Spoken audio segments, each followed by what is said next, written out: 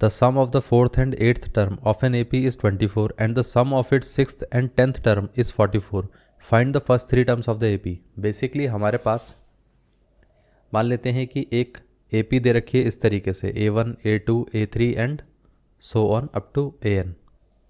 अब कहा गया है कि अगर हमारे पास यहाँ पर फोर्थ और एट्थ टर्म है, मतलब फोर्थ और एट्थ टर्म इन दोनों का जो सम दे रखा है वो दिया गया है 24, और साथ में कहा गया है कि हमारे पास सिक्स्थ और 10th टर्म इन दोनों का सम कितना दे रखा है 44. इतना क्लियर है. तो हमें बताना है कि यहाँ पर फर्स्ट 3 टर्म्स कौन कौन से होंगे. अब देखिए अगर हम इसको देखें तो इसको हम क्या लिख सकते हैं, यह आ जाएगा A प्लस कितना आएगा 4 - 1 इंटू डी, क्योंकि AN की वैल्यू क्या होती है, AN इज इक्वल टू कितना रहता है, वो आ जाता है A plus N - 1 into D. इतना क्लियर है.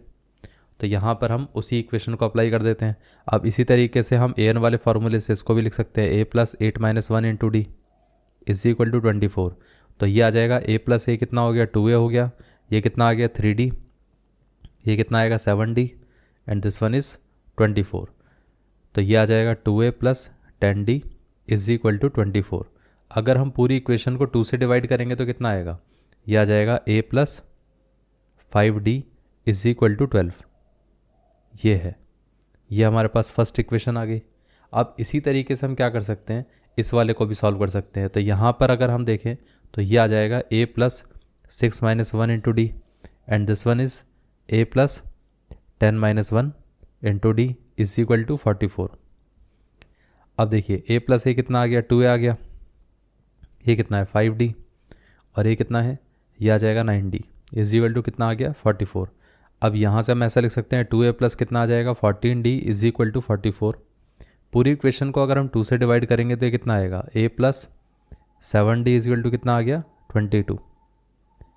ये है सेकंड इक्वेशन. अब देखिए अगर हम फर्स्ट में से सेकंड इक्वेशन को माइनस करेंगे तो क्या आएगा, सो ये आ जाएगा A प्लस 5D माइनस का A माइनस का 7D इज इक्वल टू कितना आएगा 12 - 22. तो ये दोनों तो कैंसिल आउट हो गए, बचा कितना 5 - 7 कितना आ गया, ये आ जाएगा माइनस का 2D इज इक्वल टू ये कितना आ गया माइनस का 10, माइनस माइनस कैंसिल आउट हो गया, 2 से ये कैंसिल आउट हो जाएगा तो 5 आ जाएगा. अब यहाँ पर D की वैल्यू कितनी आ गई 5, मतलब कॉमन डिफरेंस हमारा कितना है 5 है. ये पार्ट क्लियर हो गया.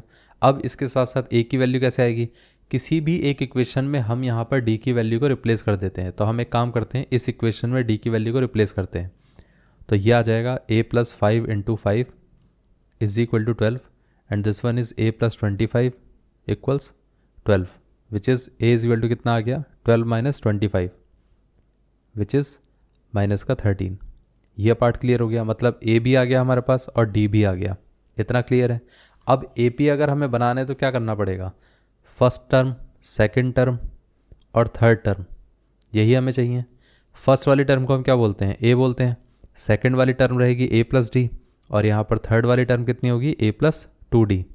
अब A कितना है माइनस का 13, A प्लस D कितना रहेगा -13 प्लस 5 कितना होगा, ये आ जाएगा माइनस का 8. अब -13 प्लस 5 कितना होगा, तो यहाँ पर ये कितना आ जाएगा माइनस का 3. तो ये आंसर है. तो मतलब फर्स्ट 3 टर्म्स कौन सी रहेंगी -13 -8 एंड माइनस का 3.